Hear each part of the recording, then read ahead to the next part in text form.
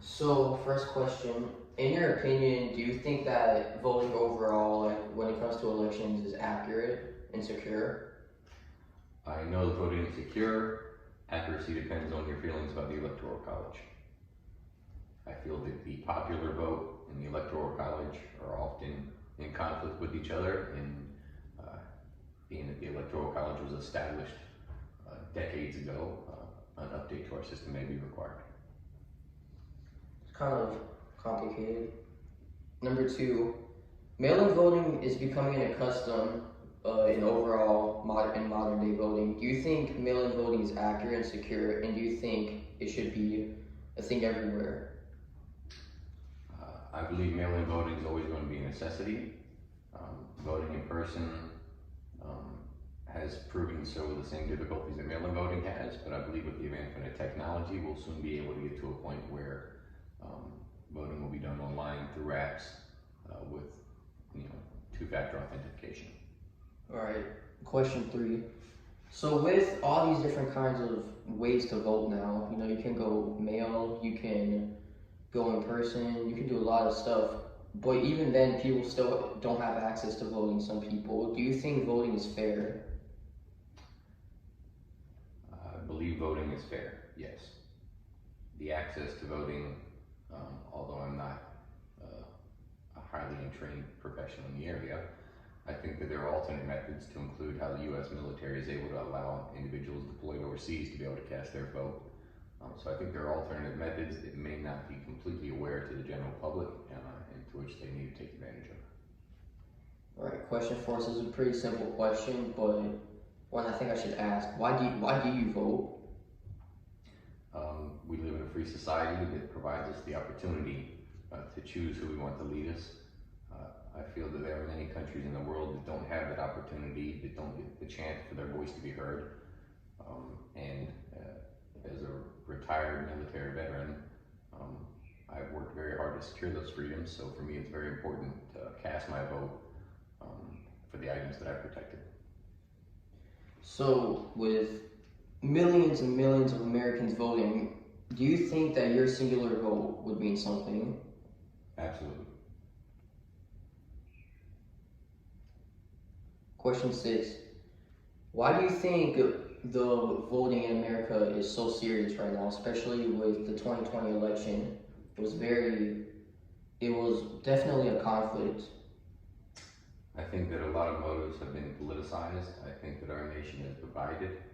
I think that circumstance, as unfortunate as it has been, has created tensions, and a lot of the politicians have fanned those flames in a selfish effort to gain more support for their end, but not necessarily to provide overall benefit to the American people. Number seven. How have your personal experiences in life affected your opinions, political opinions to be exact? My personal experiences, I think that growing up in destitute and poverty, I used to believe one way. I think that while in that environment, society gears you towards consistently thinking that way. And I think that as I've grown older with my experiences, actually looking into the policies that are being projected from each politician, the efforts that they actually stand for, I've realized now that regardless Republican or Democrat, I'll vote for those items that are more aligned with my thoughts, not just what is aligned with the society in which I live. So it's more about their policies than anything. Correct. Question eight. So you know how there's third party, parties, right? There's third parties in every election, liberals, green parties. So they almost never win. So how do you think that the people who voted for those parties, how do you think their voices are going to be heard? I always felt that two specific political parties is an unfortunate consequence of our history within the nation. So their voices are heard, but it really takes an overwhelming amount of support. And when only 56% of people show up to vote, as they did in 2016, not enough voices are out there. So I think that unfortunately individuals are politicians are pushed into a situation where they must choose one side or the other, just to gain support, the lobbying, the financial and economic support to be able to run a campaign, which creates a two-party system. So the voices of those individuals may never be heard as loud as they would like it to be, although there are occasions like in the presidential election where Ross Perot was running as an independent where they came close.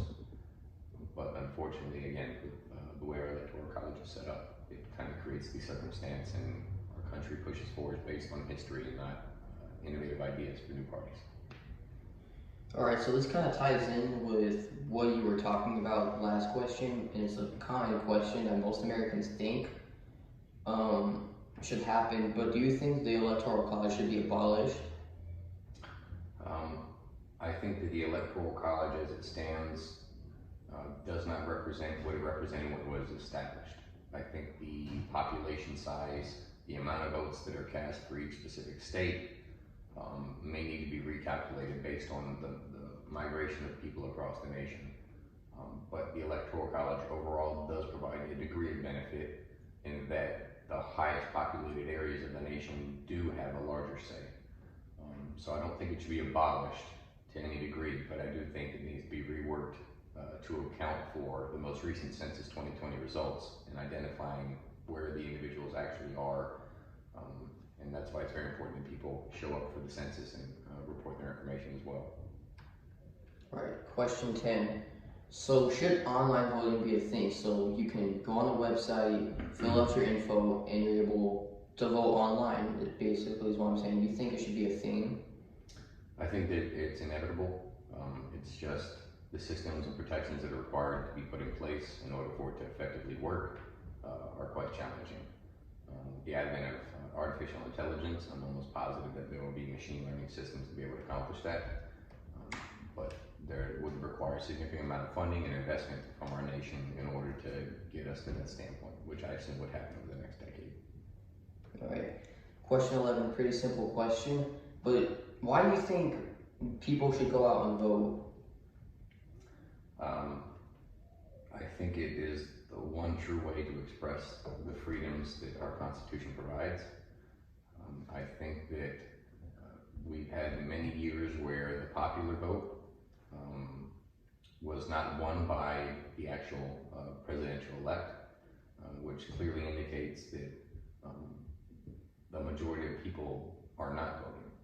I think the importance that people take it as serious as it should be and apply their freedom to vote is absolutely critical, but unfortunately I don't think many people in our nation recognize the right to vote and the true importance that it has. All right. Number 13, number 12. Next election, are you going to cast a vote? Pretty simple, but why would you? Yes, I will cast a vote in every election. Okay. Question 13. So, do you think seniors should be allowed to vote? Like people who are older, because in my opinion, it's like those people, their vote doesn't necessarily affect them. Their vote mostly affects the younger generations. So, do you think seniors that are pretty old should be allowed to cast a vote? I do think that seniors should be allowed to cast a vote. And with the same nuance that you infer that seniors may not be able to actively participate in the policies of the future, I would also say that their wisdom they've gained over their decades trumps the naive thoughts of a lot of the youth. We have a lot of youth that actually don't do their homework, don't study what are the policies, don't even recognize what the impacts of their actions are, and mainly go with, whether it be peer pressure or popularity, go with one common theme. So I think that the youth and the seniors, to one degree or another, weigh each other out evenly in order to ensure a fair election. All right, number 14. Do you think the age minimum to voting should be lowered slightly? Do you know what the age minimum of voting is? 18. Do you think it should be lowered? I don't think so. I think that the human brain doesn't fully come to fruition until an individual is about 26 as far as maturity wise. So I think that 18 is a common median in between what you may assume as far as 16 and what others, would assume as far as 26. So I think that an individual has learned enough life experience, gained enough perspective at the age of 18 to be able to make a decision. All right, last and final question. So back in the day, the second place presidential candidate would become the vice president. That's not how it works anymore. But do you think that's how it should work in modern day times? I think that it's not a bad idea. I think that at the moment right now, as you had mentioned previously, with the majority of our elections being run by only two political parties, that during the election, they contradict each other so much to a degree that it's almost impossible to find a bipartisan agreement in between them. I think that if things were a little more aligned, then yes, the vice president should be the second one, or the runner-up in voting, because that would ensure a voice for the other 50% of the nation that, although may have voted one way, are still represented to a degree. All right, that was the last question. Thank you for your time. That's the end of the interview.